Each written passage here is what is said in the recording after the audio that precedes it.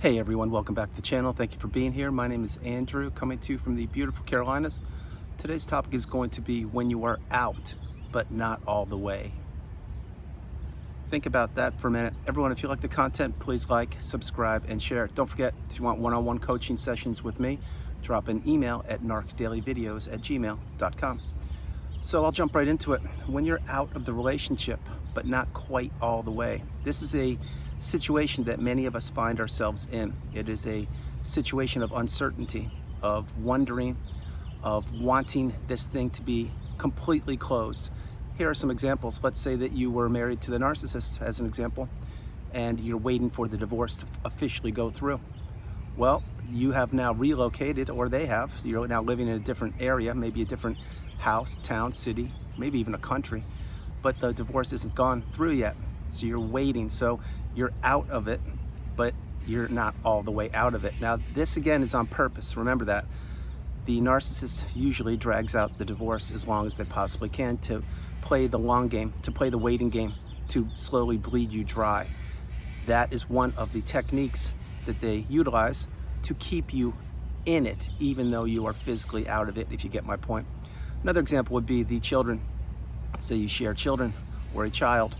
Well, many times, if you have identified that your partner is a narcissist or a toxic individual, and you want out as soon as you possibly can, you stay in it for the children. And the narcissist knows this. Then what they will do there is, again, if maybe you're separated, you're not divorced, but you're separated. Any of these circumstances, you can intertwine them. The point is, they know that you are now tethered to the children, and they now know that they can plant seeds of doubt within the children, and they now know that they can use the children as flying monkeys to get information about you. And they now know, again, they can utilize the legal system just about any way they want to. They can spin the false narrative like they usually do. This is another example. You may be out, but you're not all the way out, because let's say you are divorced, using that example. Well, the point is, you still have to be near the children because you have to raise them or support them. And the same thing with the narcissist. Unfortunately, you may have to utilize gray rock and or encounter this individual every so often, maybe when you're dropping the children off or picking them up. So these are just some examples. Other examples would be, let's say you're a coworker. Well, you need your job, you're working 9 to 5, doing what you're doing, and you've identified that somebody in the workforce, or many people on your team, are, let's say, toxic individuals, and they're trying to take you down behind the scenes, and many times in front of the scenes, in public meetings, in private meetings. Well, you've identified who they are, and now you've understood and or are understanding that you won't be a part of the water cooler false rhetoric. In other words, gossiping about the coworkers, because that never serves you. We don't do that in the channel, by the way. But let's say that you were trying to blend in and just go in there and listening and those kind of things. Well, then you realize that's actually not good, and anyone in the company is a target, including you. And when you're not there at the water cooler, many times you are the target. You need the job, so what do? You utilize gray rock, and you do the best job you can, while my hope is you're looking for another job. It's not job advice, it's just to let you know, if you're in a toxic workplace environment and you've identified that people around you are not serving you and or they have ulterior motives, which is to destroy you, gossip about you, smear campaign, all these things, I would really be considering going to another job where you have peace of mind. Money isn't everything, remember that. We need money for a roof over our heads and for stability. But if you are being drained when you go to work every day, really consider what I'm sharing with you. Other ways when you're out, but you're not all the way out. Let's say that it was a friendship, or even a brief romantic relationship, whatever you want to say. And you've now, the narcissist, let's say they were your roommate in any capacity. And then finally you experienced one too many rage fits, or they came home belligerent one too many times, and you just said, I'm done with this, I'm out. And maybe you ask them politely to remove themselves from your house. Wise move, that's a good thing. Now let's say that they picked up and they left. Say they moved away, an hour away, 40 minutes, 20 minutes, who knows. But the point is, now they're out of your property, off your property. And then you can exhale and you can think, wow, that period of time was draining. And it was like, why did I stay in it? I don't get it. Because you are still in the narcissistic fog perhaps, and you're trying to figure out what's going on. Well, you're out of it, but you're still in it, because here's why. Because most likely you haven't processed everything fully. And again, remember, the healing path is not linear. each and every one of us is on the same path, headed in the same direction, simply taking different footsteps. You're gonna have some great days, some not so good days, some challenging days, etc. But using that last example, what I shared with you, maybe the romantic interest or friend, whoever that was, maybe it was your brother or sister, you put them up for a couple of years, who knows? They moved 20 minutes away or so, but they're not that far away, are they? No. And they do know where you live. Yes, they do. And they still can knock on your door, correct? Yes. So that kind of gives you an uneasy feeling. Now, I'm not trying to trigger you. Believe me, I know what it's like firsthand. What I'm sharing with you is when you're out of it, there are different levels of being out of it. It's not just, example, when you remove the narcissistic relationship from your life, or let's say you've removed them, it's not as cut and dry as, okay, that's done, I can now live my best life. No, when there are many steps to this. Now, I'm not talking if you were discarded, I'm talking if you remove the narcissist from your, let's say, your property. What happens there is, first of all, you have to get them off your property, which is one challenge. Second of all, you have to really process the relationship and understand, wow, I was in that fog. What was I doing? I almost gave them everything. Think about it. Then you have to understand what narcissism is. Then you have to get one of the terms, the definitions in the glossary. Then you have to begin to journal, begin to meditate, watch videos, watch my channel, talk to a licensed and or qualified therapist who has gone through the fire, and do so many things. Then you have to weed out around you the relationships that don't serve you. There are so many different levels to this, and I could discuss this for days on end, but what I'm sharing with you in this 15-minute video is that it's not just one size fits all. It's not just one clean break and they're off your property and you're good, you're healed. It doesn't work that way, not even close. You're gonna have to rearrange your furniture. There's so many pro tips that I can give you during one-on-one sessions, but the point being is when that happens, so then that individual moves a little bit away from you, well, then you still have to consider going to the store. Are you gonna bump into them? You still have to consider when you're gonna get electricity in your car. Are you gonna bump into them? You're still gonna have to consider the people that you shared in common with them, the people that you both share in common with each other. Are you gonna remove them, which I strongly suggest? Go gray rock and not share anything about them. You're gonna have to consider social media, etc. So there are many different levels of you being out of it, but not fully out of it. Really get this. Again, here's a basic one for you. And each and every one of these is very serious, and I have experienced a lot of these. So point being, let's say that you lived with the narcissist and you, the house was under your name and the narcissist name. Okay, great.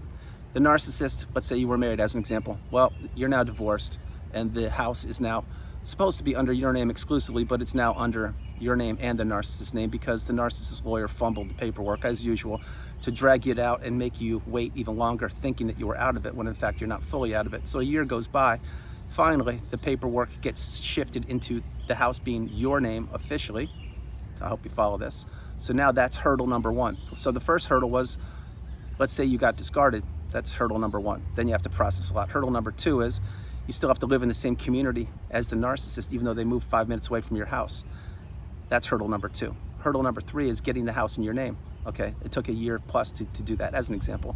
Hurdle number four is now selling the house. Hurdle number five is understanding that in the environment where you live in or lived in, there were flying monkeys abound, including alleged best friends of the narcissist who were walking up and down, let's say in front of your house. Example, just getting information on you and peeling it back to the narcissist.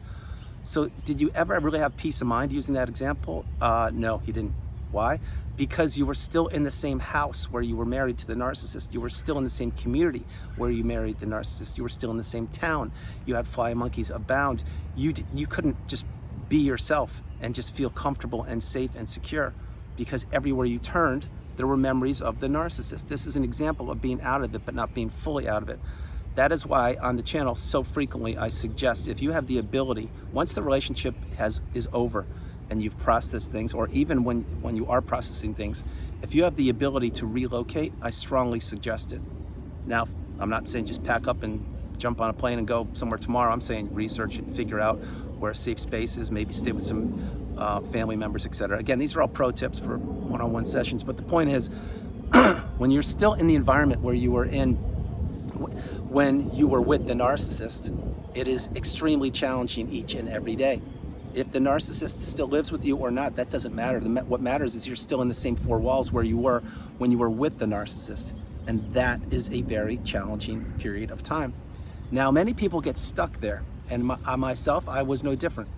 I had to go through things that I did not expect to have to go through. And as usual, when the narcissistic relationship is over, many times there is a long period of time. You have a huge void that you have to fill. You have to figure out who you are. Again, heal childhood wounds, meditate, journal, all these things I mentioned. And I'm not saying these lightly, I'm just trying to pack them in this 15-minute video. And then you have to figure out where you belong. Now that is key. Many, many people get stuck there. Now, let's say, as an example, you watching the video, and again, thank you very much for being here. Let's say that you have financial resources and you've identified that the narcissist is just that, a narcissist, and you want to remove yourself. That's great, great, and great. But now many times, so many people get stuck on where they want to go. Where do they fit in? Where do they belong? And the place where they're currently existing, notice I said not living, existing, is with the narcissist. Maybe it's a tiny little town, city, country, wherever. They want to get out of there, but they don't know where to go. Think about it. It's so true. That's why you need to identify where it is you do want to go and take action. Again, those are pro tips for coaching sessions. Point being, when you get to where you want to be, then that's a whole different level of healing, of processing. But there are so many times when you're out of it, but not completely out of it. And if you know what I'm talking about, drop comments below.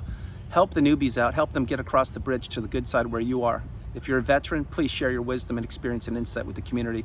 Help us pay it forward. It's not as simple as removing yourself from the relationship, let's say if that's what your plan is, and then everything's going to be cut and dry and you're going to be living your best life. It doesn't work that way. How it works is you have to do things methodically. You have to plan, you have to process, you have to understand where it is you do belong, what it is you can do, what serves you, not what serves the narcissist. You will have to break the trauma bond if you didn't already. You'll have to leave many casualties of the relationship behind, including pets or including family members or friends or communities or organizations or items. There are so many losses during the narcissistic relationship. Many, many casualties will take place. You have to be strong enough and wise enough and have enough courage and fortitude to understand that is part of this process that you're going through. It's part of the healing path. I left so many things in the past, not only physical things, but people. So many things I had to say goodbye to, and I did it. And you've seen the videos that I've created specifically about 6 months ago. The power of saying goodbye is one of them. Please check it out if you get a chance. But this is a thing called life. It's meant to be relished, cherished, enjoyed, honored, respected, and lived. Life is not meant to be, you're not supposed to be existing in life. You're supposed to be living. And when you're in the narcissistic relationship, you're existing. You're not living. When you cut free from the narcissist fully, and when you're out, and I mean fully out, then there still is work to be done. There will always be work to be done. However, the work that you'll be doing when you've moved halfway around the globe will be such a different, lighter experience than it will be when you're living in the same town or community or with the narcissist. Really get my message. So guys, that's the video. I hope you liked it. I loved doing it from the beautiful Carolinas. This is Andrew. Namaste. Have a great afternoon. Stay true, stay blessed. Continue to become awakened and aware and understand you are the priority. You come first, second, and third. Have a great afternoon, and I'll talk to you guys tomorrow. Remember, no matter where you are on the planet, you are not alone. You are not alone. Continue to invest in yourself and understand that the relationship, when you're out of it, there are still so many layers you have to process to get fully out of it. And even then, there are layers of separation that you must go through. Guys, no matter where you are, I love you. Have a great day. I'll talk to you tomorrow. All right, bye.